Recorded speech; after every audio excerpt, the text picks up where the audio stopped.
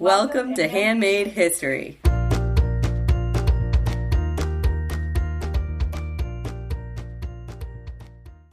Welcome to episode 6. I'm Alicia. And I'm Sonia. And today we're going to talk about the origins of tie-dye around the world.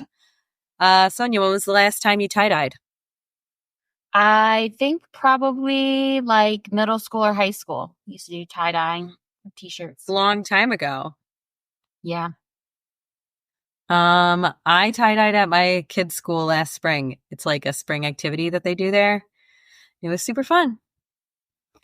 So we here in the U.S. generally think of tie-dye as a fun kids activity.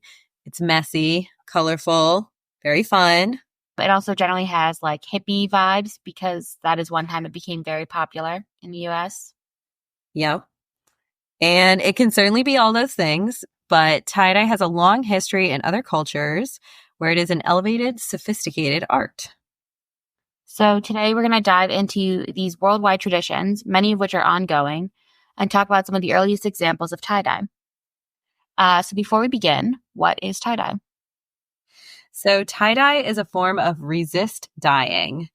So material is gathered, scrunched, twisted, or wrapped around something and secured with some sort of tie. You can use rubber bands, twine, or string, and you can also use a needle and thread.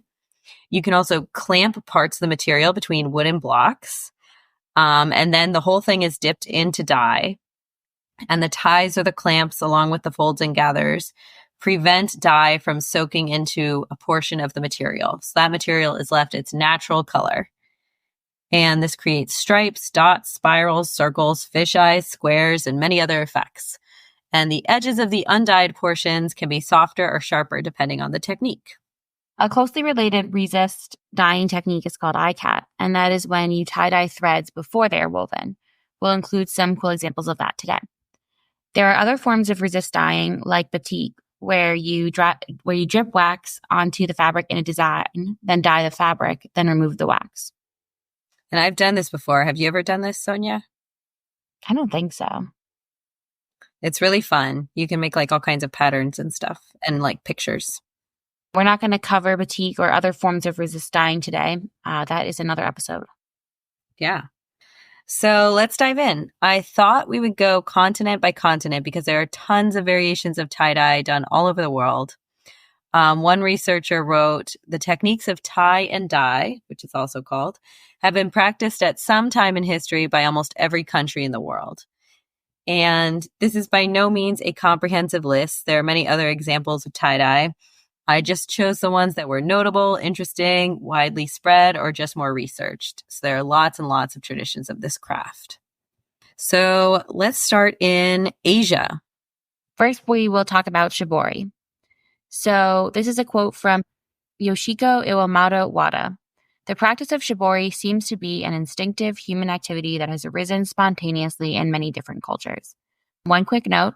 We are using shibori as an umbrella term more or less interchangeable with tie-dye, but in Japan, it was originally a technical term for a specific type of tie-dye technique that we will get into. Yes. So shibori is super popular today. You often see it dyed with indigo on white fabric. It's a type of tie-dye that can be done with various different types of ties, including stitching. It can also be done with folding and clamping and also with wax resist techniques. It originated in China. Some of the oldest examples come from the 300 CE in China. And one early example was found in a tomb near the Silk Road in a place that was historically called Western Liang. It was a piece of spotted fabric, and it dates to 418 CE. Shibori was banned by the Song dynasty from 960 to 1279 because it was seen as extravagant. But it's still done by people in China today, including the Bai people who live in the Yunnan province of southwest China, and by the Miao and Pei groups. And it is called Zaoran. You can tie fabric around rice and tiny pieces of metal as well, and it includes complicated stitching patterns, including using cross-stitch or overcast stitch. Yes, I even saw one example that looked like a flower with different petals. Some of the petals were dyed and some were just outlined. It's very intricate. You can also do it to make it look like a butterfly, all kinds of interesting patterns. It's done on cotton, linen, or silk fabric, and it often uses indigo or ochre, which is a dark yellow natural dyes. The practice of Zoran is on the China National Intangible Cultural Heritage List. Yes. And one theory is that the practice in China originated when groups of people came to the southern part of China from Southeast Asia, but it's hard to really know. That was a very, very long time ago. So now moving on to Japan. So shibori is most well known today in the US as being a practice from Japan, and the word shibori is Japanese. This is, again, by no means a complete history of shibori, more like fun facts. The earliest examples of shibori in Japan come from the 700s, and it became the most popular pattern dyeing technique in the 1600s. There are a lot of different ways that you can do shibori. So, and they all have different names. So one type is kanoko or kanoko shibori. That's using tiny bits of fabric wrapped around silver nails. Shibori, which is larger areas of tie-dye. And then bashi shibori, which is patterns that are stitched with thread. These can make sharper outlines. And there's lots of other types too. So here, shibori is both the whole practice as we commonly know it, but it also is a technical term. Does that make sense? Yeah.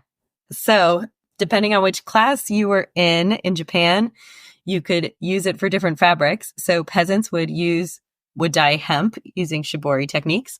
The upper classes would dye silk for kimonos, and shibori dyed kimonos were a symbol of wealth. They did not use just blue. They also used red and other colors like ochre and beige. And the kimonos were really complicated. They would combine shibori with other techniques like embroidery, and they became very elaborate. And in 1683, sumptuary laws were passed banning shibori techniques on kimonos, but the designs were still popular, so people would stencil them instead. And I thought that was kind of fun. But the sumptuary laws were lifted in 1868. And then in Mongolia and the Himalayas, tie-dyed wool fabrics and felt rugs were popular, and they were imported into Japan from Mongolia.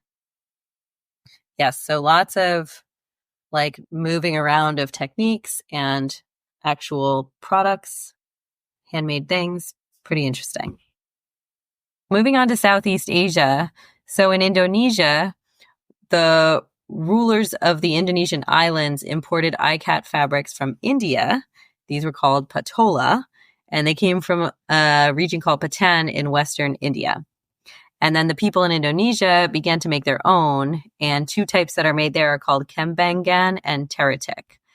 And I couldn't find out much about these ones, but I just thought it was interesting that the people in Indonesia started out importing the fabrics, and then they started to imitate them and made their own techniques, like their own version of tie-dye. So, interesting. Okay. So, yeah. So then in India, there is bandhani. So bandha means to tie in Sanskrit. And you would use a fingernail or metal ring with a point to make tiny gathers. So this is similar to Kanoko shibori technique. It also reveals tiny white dots when you do it this way. And you can also make whorls. So this is a simple method, but it's very difficult to master. And it is the oldest known form of tie-dye. It's at least 4,000 years old. And it was done by the Indus Valley Civilization. So a curator said that the earliest examples we have are, quote, perfection, implying that the technique is a lot older. Yeah. So these aren't like first tries at tie-dyeing. The super old examples that we have are actually like really lovely. So images are found on the Ajanta cave in central India in a painting depicting the life of Buddha. Courtiers and courtesans are shown wearing bodices speckled with dots and wraps that appear to be ikat fabric, where the threads are tie-dyed before they are woven. And it's also mentioned in songs and poetry as symbols of love and affection. Interesting. Yes. Very interesting. And it's still done today on cotton, wool, and silk. There's also another type of tie-dye called laharia. That word means to wave. The fabric is rolled diagonally and tied and then dyed in several different dye baths to make parallel lines and plaids. And you can also make zigzags. I have what I hope is a super fun rabbit hole. Sonia, did you notice bandhani sounds a little bit like bandana? Yeah. That's because they are connected. Oh. So isn't that cool? Mm-hmm. So in the late 1720s, the English East India Company began to order and import bandanas, which were silk handkerchiefs that were either tie-dyed or printed. They came from Bengal, which is now the state of West Bengal in India, plus the country of Bangladesh. And by the early 1800s, 800,000 to 1 million bandanas were imported and sold annually in England. And English manufacturers imitated the technique using resist printing methods with wax or paste. They also used clamp resist methods with carved wooden boards. So it's kind of like the Indonesians importing something and then starting to imitate it. And in Manchester, England, factories began to print the bandanas, and they're still printed today. So that is why bandana and bandhani are so similar. I didn't know that. That's interesting. Isn't that cool? Mm-hmm. Okay, so now let's go to Africa. So all of the Asian instances of tie-dye seem to be possibly connected, as in they're inspired each other. They also like migrated between countries. Tie-dye also seems to have spontaneously evolved in Africa. So in other words, there's no evidence that the tie-dye techniques done in countries in Africa evolved from those done in Asia or vice versa until the modern era. So in West African countries, there's a type of tie-dye called adire, and that word means to take and to tie and dye. The Yoruba people in Nigeria, Ghana, Dahomey, and other West African countries practice tie-dye. There's two types. There's adire eleso, which is tied or sewn fabric, and adire eleko, which is resist dyeing using cassava paste. So we mentioned like batik uses wax. You can also use paste. And adire is done using cotton or raffia threads. And the artists tie fabric around grains of corn, making tiny circles, or around pebbles. You can also tuck the material, fold the fabric around the tuck, and then whip stitch it. And it makes exquisite designs. People use indigo and dye from kola nuts, camwoods, and other natural sources. And the designs are tied to individual identity and can show age or rank in society. In the Democratic Republic of Congo in Central Africa, people tie-dye raffia cloth. Raffia cloth, is woven from fibers from palm leaves. Yeah, I became curious about raffia. I wonder if we could do a episode on different fabrics that we don't typically find in the U.S., like raffia.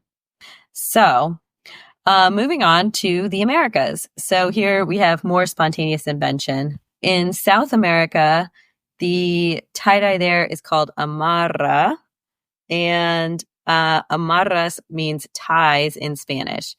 Old examples have been found in the Andes and in Mesoamerica, which encompasses Mexico and parts of Central America, as well as Peru, other parts of South America, and Central America.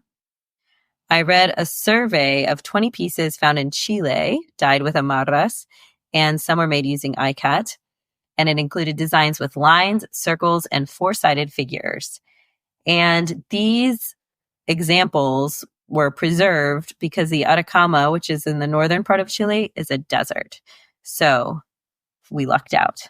And these 20 pieces covered 2,700 years of amarras.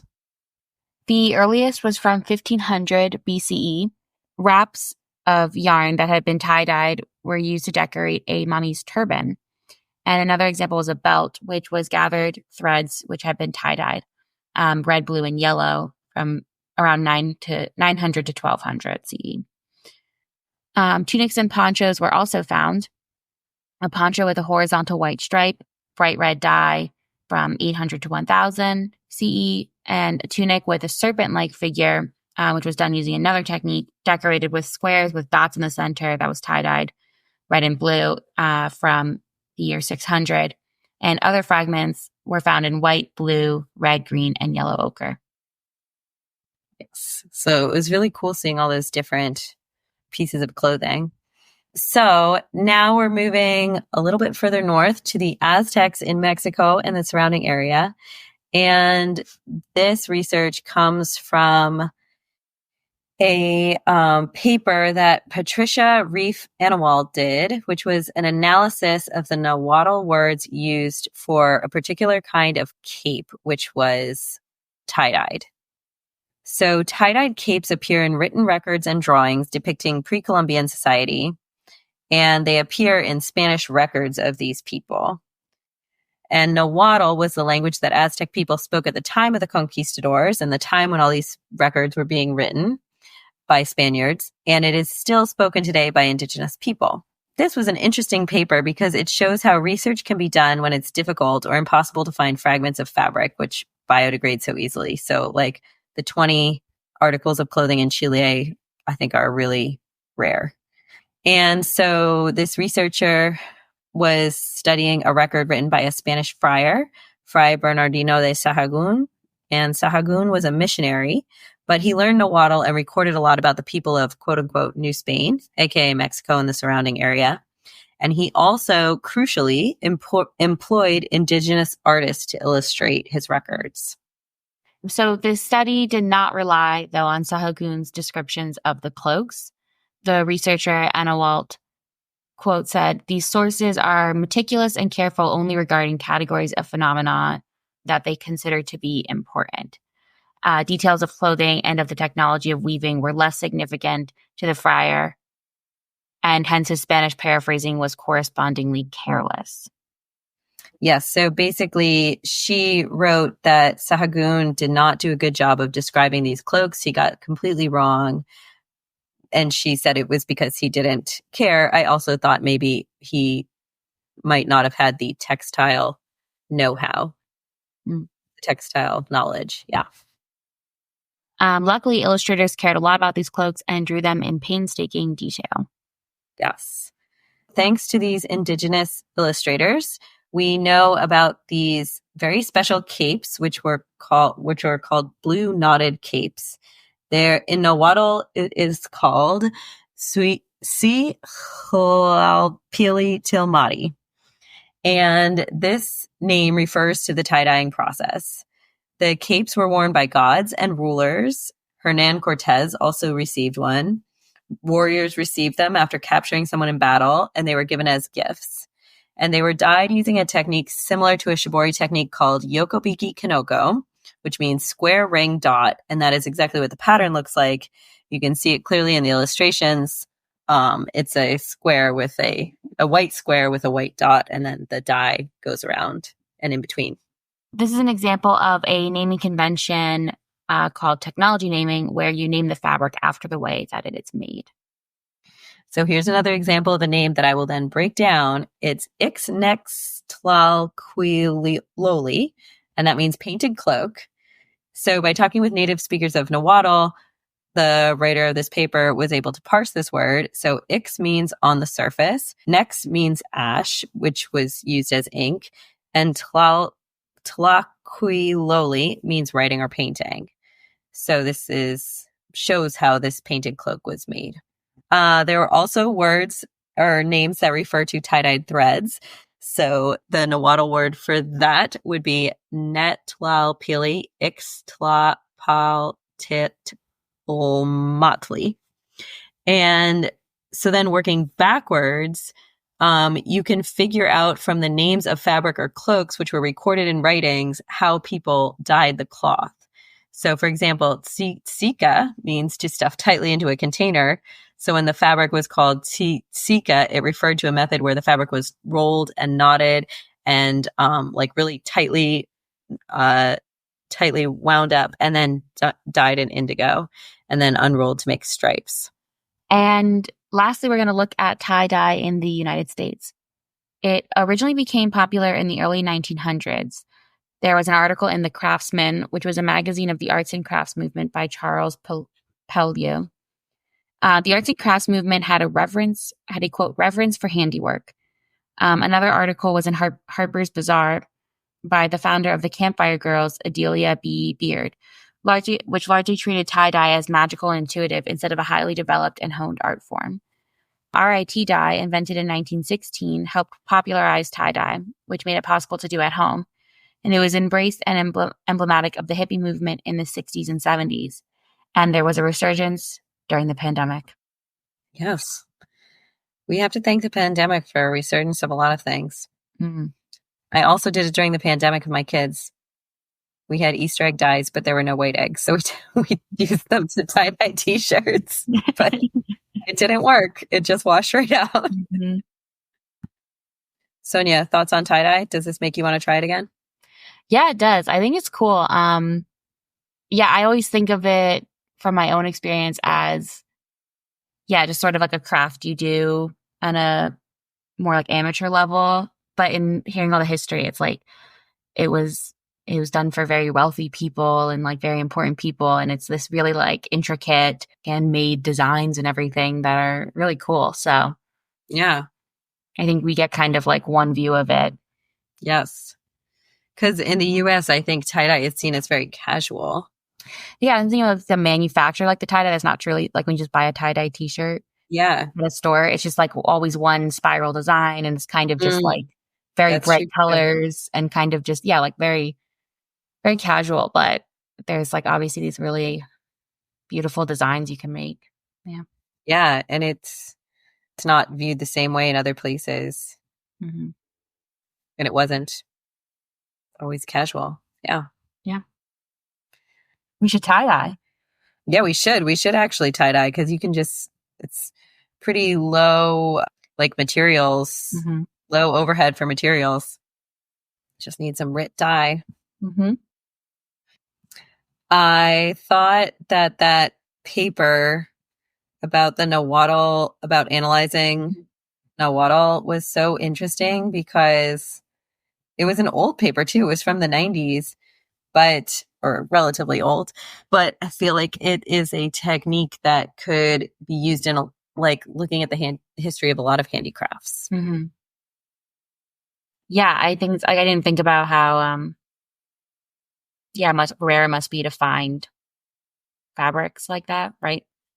Those like natural fibers. So yeah, intact. So that's pretty cool. Yeah. So thank you so much for listening. If you have a favorite tie-dye technique, you can email it to us.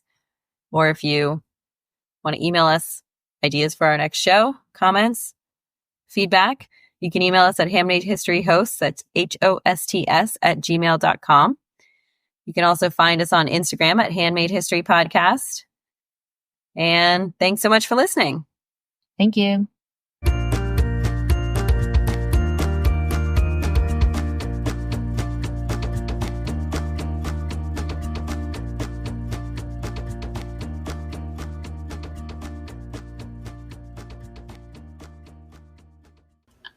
Can you move your clicker out of the way? Because your name pops up.